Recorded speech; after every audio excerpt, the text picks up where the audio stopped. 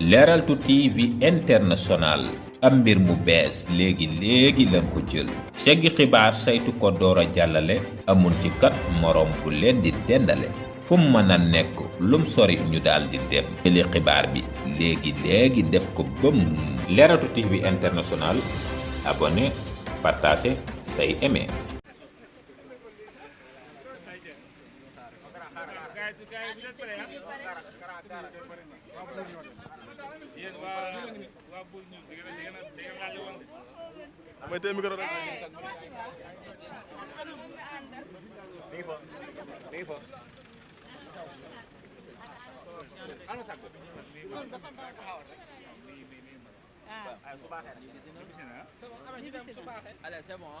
mbokk yi ñi nga ànd ak yéen ba léegi ci li nga xamante moom mooy la convocation du journaliste Papa Ngagne Ndiaye on est avec la doyenne suñu yaay suñu xarit mooy madame MNF Maimouna Faye maman ñu ngi lay ziar. ñu ngi leen di dolli ziar di leen masaw l'attente est longue. Posez vos questions. Vous êtes là. alors ñu ngi gis sa teewaay naka nga gisee sa naataango sa ki nga xamante ni ràññee nañ ko surtout yéen ñaa ngi nekk ay cadre tey convocation bi nga xam ne jot na ko ce matin ban appréciation.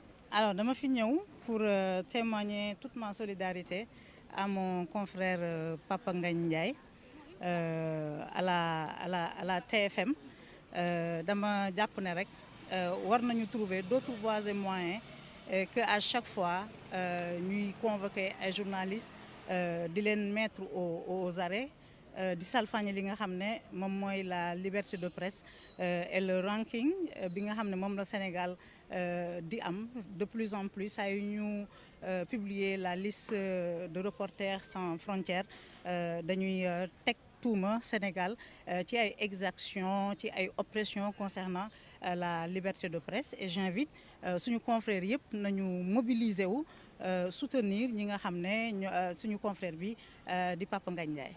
Alors est-ce que ci contexte bi nga xam ni dañuy convoquer des journalistes des opposants ak gis nañ ci le doyen Doudou Wade mi nga xam ne moom ñëwul ci convocation bi ndax mën nañoo wax un recul démocratique. Je n'ai pas encore cette information mais li ma jàpp mooy à chaque fois bu ñu nekkee di convoquer ay journalistes dans l'exercice de leur métier ñu ngi jam paaka li nga xam ne moom mooy la liberté d'expression ak li nga xam ne moom mooy la démocratie donc le raccourci il est vite fait. Papa Ngagne Ndiaye j'espère qu'ils vont le libérer et qu'il va retourner chez lui auprès de sa famille. À chaque fois aussi dañuy gis ni journaliste suñ ko daal di convoqué attente bi day yàgg aujourd'hui Papa Ngagne Ndiaye ñu ngi koy convoqué à 10 heures ba léegi sànq Babacar Ba du forum du justiciable nous souffle que ni il attend la décision du procureur njàngat boobu lan lañ ci mën a jàpp. ah loolu mënuma si jàngat dara loolu c'est des questions de procédure li ñu mën a ñaan rek mooy ñu bàyyi ko mu wéyal liggéeyam dem fekki njabootam. Et il faut que la presse ñu gën a mobiliser wu tout le monde est concerné bu ñu jàpp rek ne c'est telle ou telle personne parce que les exactions contre la presse contre les entreprises de presse parewul sax pour arrêter.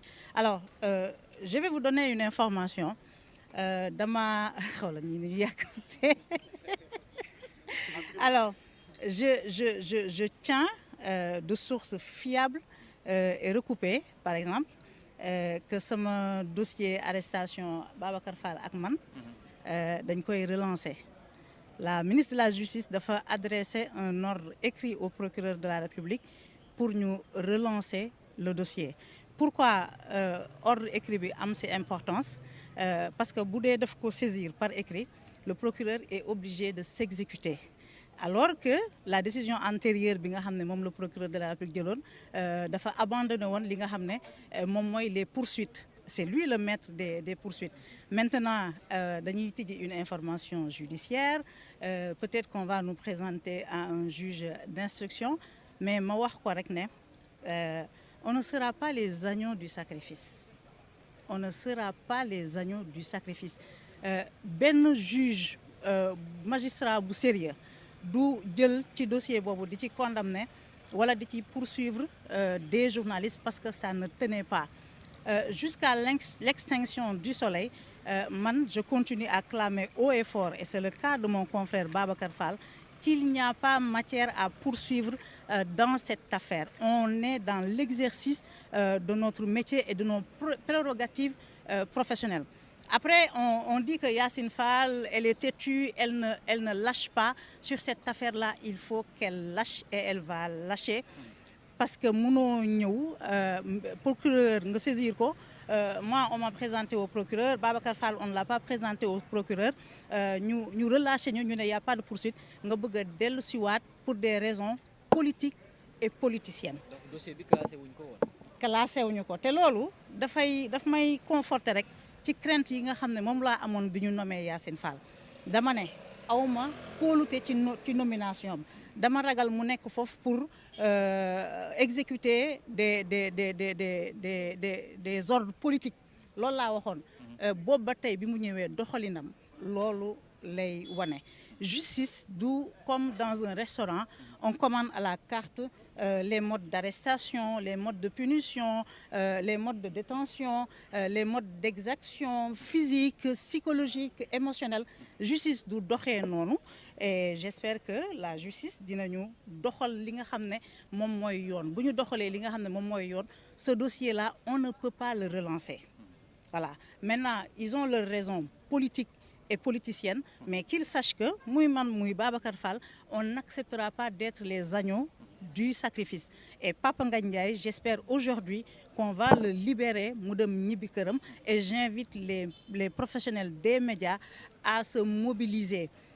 Ñu ngi arrêté, ñu ngi woote, mais aussi il y a pas que ça, il y a des exactions commises contre la viabilité des entreprises de presse. Ça fait 2 ans que ça dure, 2 ans que ñuy fragiliser li nga xam ne moom mooy les assises économiques des entreprises de presse.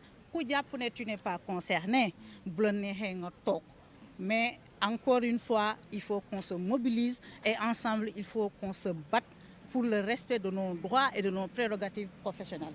Merci. Madame, doyen de France. Benn question. Émission bi ngay présenté chaque fois ci sa plateau, mais beaucoup de commentaires dañuy wax ni monsieur Pape Ngagne Ndiaye dafa nekkoon très neutre keroog quand ki nga xamante mooy du waa di doon yëkkati propos yooyu mu yëkkati woon ba tey ñu convoqué ko. Est-ce que yow en tant que professionnel des médias, je ne ferai pas la leçon à Papa Ngagne. Papa Ngagne, il a son style, c'est un grand professionnel des médias, il anime son émission comme il le sent. Voilà. Je ne lui ferai pas la leçon, je n'ai pas de leçon à donner à Papa Ngagne. C'est un professionnel qui fait son travail, qui est attaqué tous les jours, qui est insulté, calomnié, et malgré tout, voilà, mu ngi continuer di def liggéeyam. Donc voilà, man awma dara lu may wax. Tout ce que je demande, c'est que il soit libéré et que mu ñibbi këram. Merci beaucoup. Voilà, merci.